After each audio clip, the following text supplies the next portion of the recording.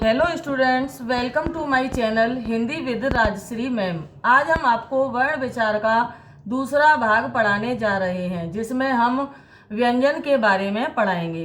Video शुरू करने से पहले हमारी वीडियो को लाइक, शेयर और कमेंट करना ना भूलें और सब्सक्राइब करें व बेल आइकन को दबाना ना भूलें। जिस किसी को भी हमारी पहली वीडियो वर्ण विचार से संबंधित देखनी है, वो लिंक पर जाकर डिस्क्रिप्शन में देख सकते हैं।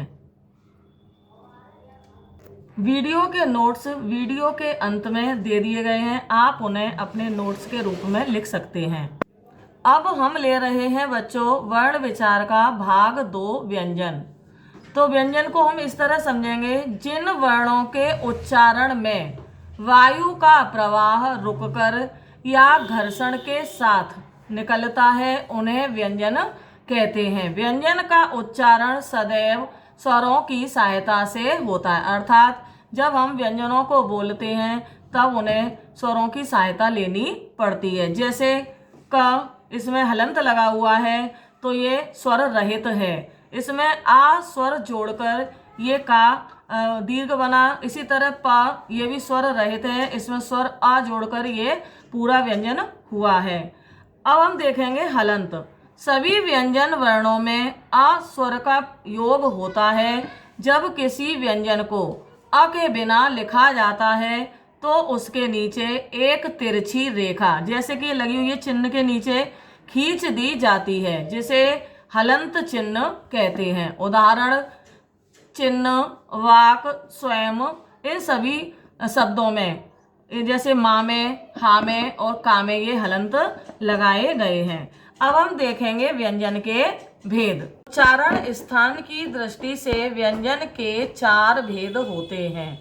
पहला स्पर्श व्यंजन, दूसरा अंतस्थ व्यंजन, तीसरा ऊष्म व्यंजन, चौथा आगत। अब हम पहला है स्पर्श व्यंजन। जिन व्यंजनों को बोलते समय मुख के को 2 भाग आपस में पूरी तरह स्पर्श करें उन्हें स्पर्श व्यंजन कहते हैं। ये संख्या में 25 होते हैं। इन्हें इन वर्गों में बांटा गया है: का, ख, ग, घ, ड़ का वर्ग, चा, छ, जा, झा, या चा वर्ग, टा, ठा, डा, ढा, ड़ा टा वर्ग, ता, थ, द, ध, न ता वर्ग, पा, फा, बा, भा, मा पा वर्ग। का वर्ग में कंठ का जीवा के मध्य भाग से स्पर्श होता है। चा वर्ग में तालु का जीवा के अग्र भाग से स्पर्श होता है।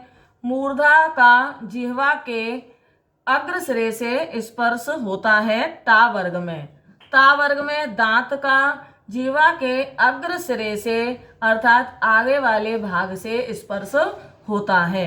प वर्ग में ओठ का ओठ से स्पर्श होता है। णा, या, अणा, ना, मा। व्यंजन वर्णों का उच्चारण नासिका के साथ साथ क्रमशः कंठ अर्थात गले से, तालु, मूर्धा अर्थात जीव, दांत, ओष्ठ के स्पर्श से होता है। इन्हें नासिक्य व्यंजन भी कहते हैं। ड़ और ढ वर्ण शब्द के आरंभ में कभी नहीं आते, ये ध्यान रखने योग्य बात है, लेकिन मध्य और अंत में इनका प्रयोग होता है। जैसे लड़ना, पढ़ना, इन शब्दों में ड़ा का प्रयोग बीच में हो रहा है। रबड़ में ड़ा का प्रयोग अंत में हुआ है। ठीक उसी तरह शब्द हैं पढ़ाई, चढ़ाई, गढ़ आदि। तो पढ़ाई में और चढ़ाई में इसका प्रयोग बीच में और गढ़ में इसका प्रयोग अंत में हुआ है। दूसरा है अंतस्थ व्यंजन। अंतस्थ का शाब्दिक अर्थ है मध्य में रहने वाला।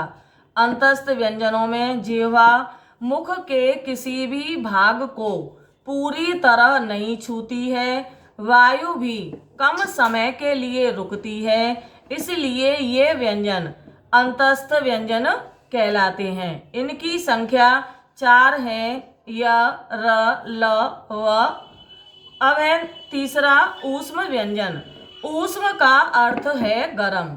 ऊष्म व्यंजन ऐसे व्यंजन हैं जिनको बोलते समय अंदर से आती प्राणवायु मुख में विभिन्न भागों में घर्षण अर्थात टकराती हुई बाहर निकलती है। अतः घर्षण के साथ उच्चारण होने के कारण प्राणवायु में ऊष्मा उत्पन्न होती है, इसलिए इन्हें ऊष्म व्यंजन कहते हैं। इनकी संख्या भी 4 है, श, स, और ह।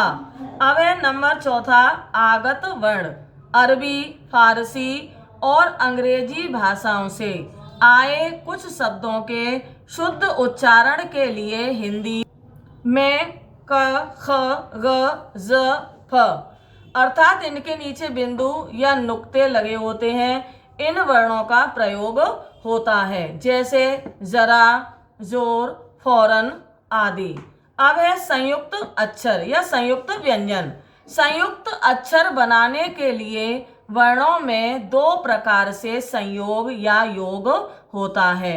नंबर पहला है जैसे स्वर के अभाव में व्यंजन अपने अगले वाले व्यंजन में मिल जाता है।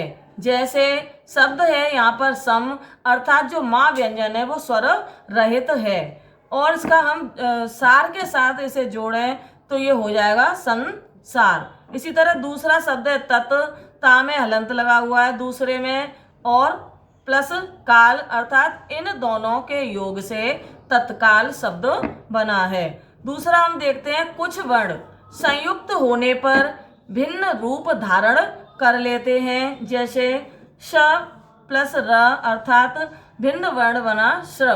उसी तरह क श दोनों को मिलकर बना छ, द प्लस या इसको मिलकर बना द। इसी तरह त प्लस रा इसको मिलकर बना त्र। इसी तरह है क प्लस त।